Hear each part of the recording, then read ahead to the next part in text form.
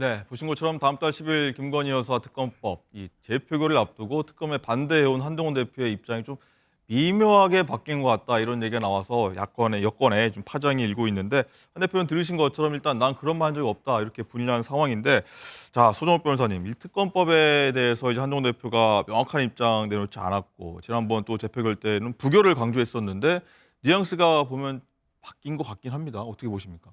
아마 이제 그 자기 대표 흔들기 배후에 용산이 있나 네. 이런 데 좀 의심을 하는 상황 같아요. 뭐 당원 게시판 논란 관련해서요. 예. 혹시 이제 그 용산에서 배후에서 뭐 조직적으로 나를 흔드나. 근데 그건 좀 오해 같습니다. 네. 제가 알기로는 이제 그 보수 유튜브나 일각에서 사퇴를 막 촉구하는 건 있어요. 촉발을 했죠. 예. 그렇지만 이제 뭐 김옥균 프로젝트처럼 대통령실이 뭐 한동훈 대표를 흔든다 이런 건 없어요. 그건 제가 보기 오해로 보이고요. 그럼 친윤계 의원들에서는 사실 뭐 공개적으로 좀 반박했습니다. 그거는 이제 몇 명 의원들이 그냥 밝히라는 거지 그게 뭐 대표직 사퇴하고 연결되는 건 아니잖아요. 일부 의원들의 의견일 뿐이다. 예. 그리고 사퇴라고는 안 했어요. 그냥 당 게시판에 이제 그 진실을 밝히라는 거죠. 따라서 뭐 저는 이거 가지고 이게 극단적인 대립으로 갈 가능성은 없다 봐요. 약간은 이제 그 한동훈 대표도 방어 차원에서 이제 전략적 모성으로 약간 이게 그 모호하게 가고는 있는데 네. 근본적으로 이게 그 찬성하거나 통과시킬 수는 없어요. 왜 그러냐면 이제 김건희 여사 특검이 통과되면 네. 바로 이제 다음에 한동훈 특검이 통과됩니다. 지금 조국 혁신당의 1호 법안이 한동훈 특검법이에요. 네. 그럼 이게 누가 지켜줍니까? 김건희 여사 특검이 통과됐다. 그럼 이게 한동훈 특검 왔을 때 누가 지켜줍니까? 예를 들어 친한계에서 이탈하면은 그때 가서는 친윤계 의원들도 이탈할 것이다. 친윤도 있지만 이게 대통령이 거부권 안 하면 누가 지켜주느냐고요. 그럼 이게 공멸로 가잖아요. 서로 이게 레드라인을 서로 넘는 거죠. 공멸이 되잖아요. 네. 왜? 특검이라는 게 뭐 사유가 있어야 합니까? 뭐 김건희 여사는 사유가 있어야 합니까? 한동훈 대표도 이게 사유 없어도 당 게시판이나 뭐 딸 문제나 모든 게 특검 할 수 있는 거잖아요. 따라서 이게 저는 그런 극단적인 대결로 안 간다. 아마 이제 이번에 일치 단결해서 아마 부결될 걸로 봅니다. 그렇군요. 어쨌든 김건희 특검에 대해서 기존에는 뭐 절대 불가 입장을 밝혔는데 다른 분위기가 감지되고 있다는 내용을 저희가 전해드리고 있고 일단은 친한계에서 굉장히 그동안 뭐 당원 게시판 관련해서 많은 뭐 불만을 쏟아내 왔는데 이번 사안에 대해서는 어떤 얘기 내놓고 있는지 목소리 한번 듣고 오시겠습니다. 예전 같았으면은 이거는 독소조항 제거도 안 네. 됐고 반헌법적 요소가 있고 뭐 우리가 절대 받을 이유가 없다 이렇게 좀 강하게 말씀하실 예. 것 같은데 그렇게 또 표현 다시 하셔도 되잖아요. 예. 좀 뉘앙스가 약간 다르게 느껴지는 것도 있는 것 같아요. 그러니까 대표가 어떻게 표현하느냐에 대해서 우리 의원들이 영향은 받을 수밖에 없습니다. 예. 그러니까 본인의 소신도 있지만 우리는 당 대표가 한동훈이기 때문에 예. 한동훈 대표가 어떻게 생각하냐에 따라서 저희가 영향을 안 받을 수는 없어요. 예. 영향을 뭐 미치겠죠. 영향을 안 미치지는 않을 것 같아요. 그러니까 지난번에도 4표 정도가 이제 이탈표가 나왔잖아요. 근데 저희도 그거는 그 대표가 직접 이건 당론이니까 막아야 된다라고 얘기를 했고 일일이 전화를 걸어서 이거 우리 오해받으니까 가면 안 됩니다라고 얘기를 했잖아요. 예. 근데 그럼에도 불구하고 이탈표가 나왔으니까 지금 이제 명태균 사건이 어떻게 진행되느냐 그런 것들에 의해서 사람들이 좀 동요하긴 할 것 같아요. 네. 조정욱 변호사님은 이제 용산에서 조직적 움직인 건 아니다. 일부 친윤 의원계들의 어떤 뭐 개인 의견일 뿐이다 얘기했고. 근데 강선필 대변인이 어떻게 생각하는지 좀 궁금한데 일단은 어떻게 보십니까? 이 상황을 저희가 어떻게 해석하기도 좀 곤란한 것 같아요. 근데 이제 김건희 특검법은 한동훈 대표에게 있어서 두 가지의 칼입니다. 하나는 용산을 압박하는 용도의 칼이고 하나는 당대표라는 자리를 지키는 칼입니다. 네. 그런데 이 칼이 칼집 안에 있을 때 가장 위협적이라고 하잖아요. 하지만 언젠가 칼은 뽑긴 뽑아야 됩니다. 이 칼을 제때 뽑지 못하면 결국에는 상대방의 칼날에 공격받아서 퇴장해야 됩니다.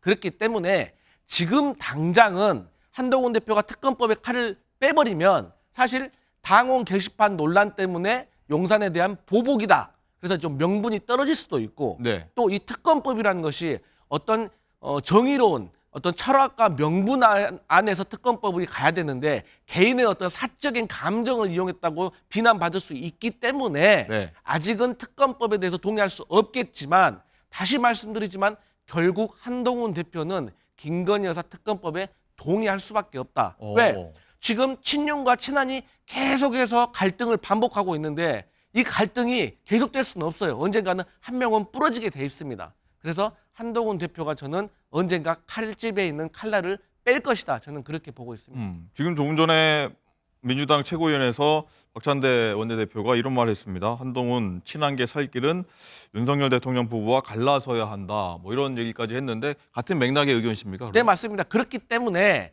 저희 민주당이 최초에 원래 11월 28일 날 재표결을 하려고 했는데 다음 달 10일로 연장을 했거든요. 근데 저는 개인적으로 이게 어차피 특검 재표결은 기한이 없기 때문에 상황이 여의치 않으면 저는 다음 달 12월 10일에서 더 연기할 수도 있다. 저는 그런 전략적으로 움직여야 된다. 민주당이 그렇게 생각합니다. 근데 서 변호사님 말씀처럼 그러면 예를 들어 조국혁신당 쪽에서 한동훈 특검법을 만약 발의하게 된다면 친윤계 의원들이 동의할 수 있는 거 아니냐, 통과될 수 있는 거 아니냐 이런 좀 딜레마도 있을 것 같은데요.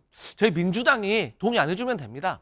그렇기 때문에 한동훈 대표가 김건희 여사 특검법에 대해서는 확실하게 민주당과 협의를 해야 되고 한동훈 대표와 어떻게 네. 연관이 아니 있는 왜냐하면 겁니까? 일종의? 개인적으로 제 생각이지만 아니 그 한동훈 대표 특검법이 당원 게시판 논란 이런 거라고 하는데 사실 이 당원 게시판에 대한 문제는 합법이냐 불법의 문제는 아니에요.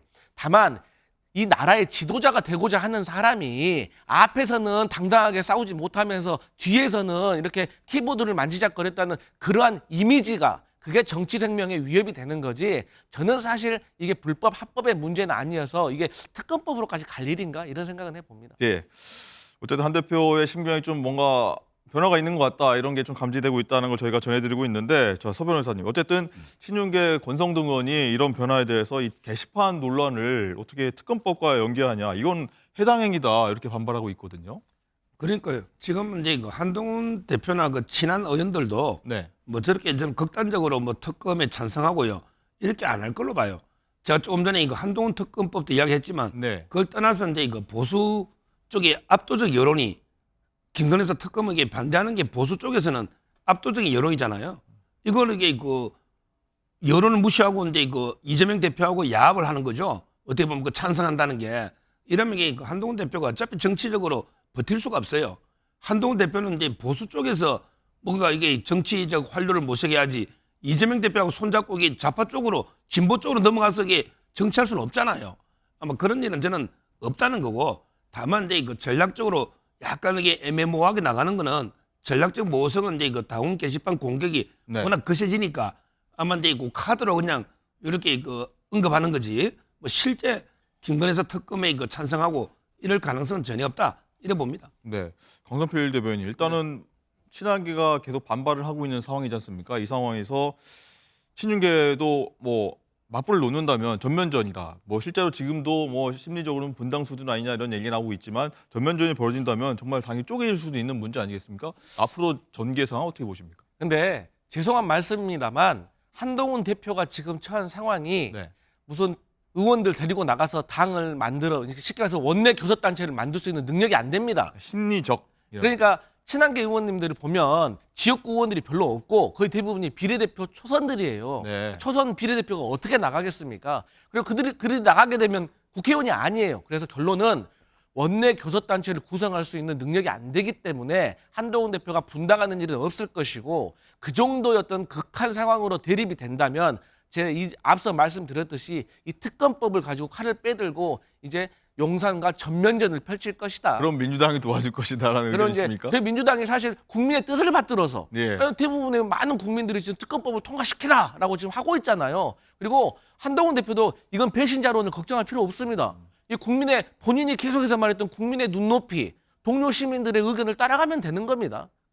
그것만 믿고 따라가면 되는 거지. 오히려 정치적으로 유불리를 계산해서 계속해서 칼집에만 놓고 있으면 언젠가 네. 상대방의 칼에 맞아 퇴장해야 된다 이 말씀 드리겠습니다. 네, 현실할지 모르겠지만 좀 흥미로운 분석이었다 이런 생각도 듭니다. 자 이런 와중에요 며칠 전 한 대표에 대해서 뭐 공개 설전을 벌였던 이른바 이 팔동훈을 언급했던 김민전 최고위원이 어제 또 한 대표를 향해서 공세를 이어갔습니다. 어떤 또 공세였는지 한번 목소리 듣고 오시죠. 제가 지난번에 어느 한 기사에 따르면 대표 사퇴하라는 글에 대해서 고발하겠다라고 하는 기사가 있었다라는 말씀을 드렸고요. 그 기사는 제가 찾아서 최고위원 텔레방에 올렸습니다. 이미 그 기사는 존재하지만 그 기사에 대한 책임을 제가 질 수는 없습니다. 그 기자가 잘못 썼는지 아니면 그 기자의 취재원이 잘못된 얘기를 했는지 그것은 제가 알 수가 없습니다. 다만 지난 최고위원회를 통해서 명백히 밝혀진 것은 우리 대표께서는 한 대표께서는 고발할 의향이 없고 준비하고 있지 않다라고 하는 말씀은 분명히 하신 것이기 때문에 그 기사가 오류가 있다라고 하면 그것에 누구의 책임인지는 취재원과 또 기자가 가려야 할 부분이 아닌가 이런 생각을 합니다. 이상. 네, 지금 나온 목소리 그리고 화면 국민의힘 최고위원회 한 자리에서 일어난 일이고 김민전 최고위원회 발언에 한동훈 대표가 이렇게 빤히 이렇게 보는 사진까지 저희가 봤는데 서 변호사님 어쨌든 이 김민전 최고위원이 당의 고발 방침 두고서 사실상 이 한 대표 측의 요구를 사실상 거절한 겁니다. 지금 이제 이게 어떻게 된 거냐면요. 네. 주진우 법률위원장이 있고 이제 당에서 고발하는데 이제 그 기사를 보면요. 한동훈 대표에 대해서 이제 그 허위 사실로 명예훼손을 하거나 그다음에 또 한 경우 더 있어요. 거기에 보면 이제 그 사퇴를 계속 요구하는 경우를 하면서 네. 협박으로 사퇴 요구를 그게 기사 문장에 들어가 있어요. 근데 그걸 가지고 이제 그 김민전 최고위원이 네. 그럼 나도 사퇴라는 걸 많이 받는데 나도 다 고소해야 되느냐? 아하. 사퇴 요구하는 가지고 고소한다는 게 협박으로 말이 되느냐? 이렇게 이제 지적하니 또 이게 친한계에서 신지호 부총장이나 친한계에서는 아니 그런 게 말이 되느냐? 그런 기사가 어디 있냐? 어떻게 당대표 사퇴하라 한다고 협박으로 고소할 수가 있냐? 그런 게 김민전 최고가 오독 잘못 읽은 거다. 네. 뭐 이런 데 공방이에요. 근데 제가 기사 원문을 몇 번을 한 10번을 읽어봐도요. 기자가 좀 애매하게 쓴 건 맞아요. 기자가 이게 그 허위사실 명예훼손과 네. 그다음에 협박 고소에 보면 이게 당대표 사퇴를 요구하는 경우 이렇게 돼 있거든요. 따라서 뭐 저는 그 기자를 제가 탓할 생각은 없지만 네. 기자가 이제 그 약간 기사 쓰다 보면 좀 이게 애매하게 쓸 수 있잖아요. 뭐 양쪽 의견을 담다 보면 그럴 수도 있습니다. 예. 그걸 가지고 이게 이렇게 최고위원하고 이게 대립하는 게 맞나? 이 논쟁은 진짜 제가 보기 불필요한 논쟁이고 네. 설마 한동훈 대표가 뭐 이게 자기 사퇴 요구한다고 고소하진 않을 거 아니에요. 그 기사는 그래 돼 있다 하더라도 따라서 이 논쟁은 여기서 끝내는 게 좋을 것 같아요. 네. 어쨌든 저 김민전 최고위원 발언에 한동훈 대표가 굉장히 헛웃음을 지었다 이런 반응도 저희가 볼 수 있었는데 자 강선필 대변인 이게 국민의힘 최고위원회에서 벌어진 일이고 민주당에서는 뭐 이거를 이렇게 일어날 수 없는 일이라고 하면서 국민의힘에서는 이게 오히려 민주주의에서는 자연스러운 어떤 논쟁 의견 교환이라고 보는데 어쨌든 그래도 이런 모습을 보는 단상은 어떠십니까? 네, 뭐 민주주의는 맞는데 초등학교에서 벌어지는 민주주의에 대한 어떤 토론인 것 같아요. 그러니까 저는 사실 오늘 자료화면에서 좀 보이지만 한동훈 대표가 김민전 최고위원이 말하는데 혼자 고개를 빼꼼 빼가지고 이렇게 네. 보는 모습을 보면서 네. 그래도 이 여당의 집권 여당의 그리고 품격이 있는 보수 정당의 대표인데 기자들이 다 보고 있을 것을 또 인지를 하고 있는데 거기서 고개를 빼꼼 빼가지고 이렇게 보는 게 저는 이게 당대표로서의 어떤 품위에 맞나? 그리고 이 대화 내용도 사실 저는 무슨 말인지도 잘 모르겠어요. 그러니까 싸울 일도 아니에요. 그러니까 당원 게시판과 관련해서 한동훈 대표께서 가족이 했으면 했다, 안 했으면 안 했다, 도용당했으면 당했다 밝히면 끝날 일입니다. 나라 경제가 이렇게 어려운데 지금 정부 여당에서 나라 걱정은 안 하고 지금 당원 게시판 가지고 싸울 일입니까? 자, 아쉽습니다. 알겠습니다. 자 이런 상황에서 친윤계의 생각도 좀 궁금합니다. 어떤 생각을 갖고 있을까? 이런 상황에서 오세훈 서울시장을 모여라라고 하는 게 친윤계 일부 의원에서 얘기가 나오고 있다고 합니다.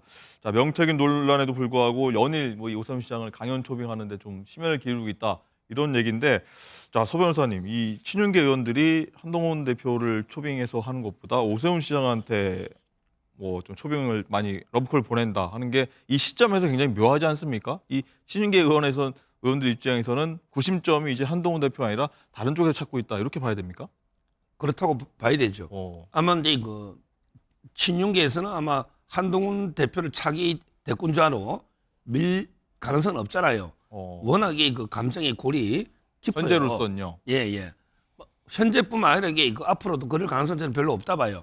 그러다 보니까 이제 그 플랜 B 대안을 찾는 거죠. 네. 대안으로서는 이제 그 그래도 서울시장 사선이니까 네. 아마 이제 그 요즘 이제 그 지지율도 이재명 대표는 이제 그 한동훈 다음으로 조국 오세훈 뭐 이런 이제 형성되는 것들이 꽤 있어요. 네. 따라서 이제 그 아마 뭐 대안으로 제일 많이 거론되는 게 오세훈 시장이고요. 네. 그 다음에 뭐 원희룡 장관도 있긴 한데 요즘 네. 원희룡 장관이 오세훈 시장보다는 좀 어려운 입장이니까 지금은 친윤계나 뭐 정부 여당 입장에서는 오세훈 시장과 그렇게 관계가 썩 좋았던 것 같지는 않은데도 오세훈 시장을 이제 쪽으로 가는 겁니까? 오세훈 시장은 이제 그 뭐 그냥 무색무취한 거죠. 어떻게 보면 이게 무난한 거죠. 그러다 보면 이게 크게 팬덤도 없는데 네. 또 이게 크게 적이 없어요. 그러다 보면 이제 그 중도 확장이나 되고 특히 저쪽도 이제 뭐 김동연 지사나 플랜 B가 논다고 저는 보거든요. 네. 사법 리스크 때 이재명 대표는 어렵다 봐요. 그러면 이제 그 김동연 경기지사, 오세훈 서울시장, 그러면 이게 정치가 좀 이게 안정적으로 굴러갈 수가 있잖아요. 이런 차원에서 이제 오세훈 시장에 대해 관심을 가지는 이런 친윤 의원들이 많이 늘어난 거는 사실입니다. 사실입니까? 예. 알겠습니다. 어쨌든 이 김종인 전 비대위원장 같은 경우에는 얼마 전에 한동훈 대표를 버리면 당에 어려움이 닥칠 거다 이렇게 진단한 바가 있습니다. 그 얘기도 한번 듣고 오시죠. 한동훈 대표가 그래도 거의 63%의 지지를 가지고서 대표로 당선된 사람인데 지난번에 뭐 이준석 대표 몰아내는 그런 스타일로다가 또 한번 겪게 될 것 같으면은 예. 나는 국민의힘의 장래에 참 적지 않은 어려움이 닥치리라고 생각을 해요. 네, 강성필 대변인. 네. 일단은 한동훈 대표를 이준석 대표처럼 몰아난다면 뭐 가정입니다. 뭐 당에 어려움이 닥칠 거다라고 얘기를 하는데 의견을 냈는데 여기에 동의하십니까? 맞습니다. 당연한 얘기인 것 같습니다. 예를 들어서 그러니까 이준석 대표, 김기현 대표, 그 다음에 한동훈 대표 아니겠습니까? 그런데 한동훈이라는 법무부 장관이 어떻게 하다가 국민의힘에 영입돼서 비대위원장이 됐고 당대표가 됐는지를 생각을 해보시면 대한민국에서 유일하게 윤석열 대통령이 화를 안 내는 사람, 그리고 윤석열 대통령을 유일하게 잘 구슬리고 설득할 수 있는 사람, 20년 지기 동료, 그래가지고 한동훈 대표가 화려하게 데뷔한 거 아니겠습니까? 근데 이런 한동훈 대표마저 윤석열 대통령이 장단을 못 맞춘다면 도대체 대한민국에서 누가 윤석열 대통령과 장단을 맞춰서 여당을 이끌 수가 있겠습니까? 그래서 김종인 전 비대위원장이 한 말은 한동훈 개인이 위대하고 그 어떤 훌륭해서가 아니라 이 당대표란 지위 자체가 지금 또 바뀌게 되면 여당에 당연히 혼란이 올 것이다. 이런 뜻으로 저는 해석하고 있습니다. 알겠습니다.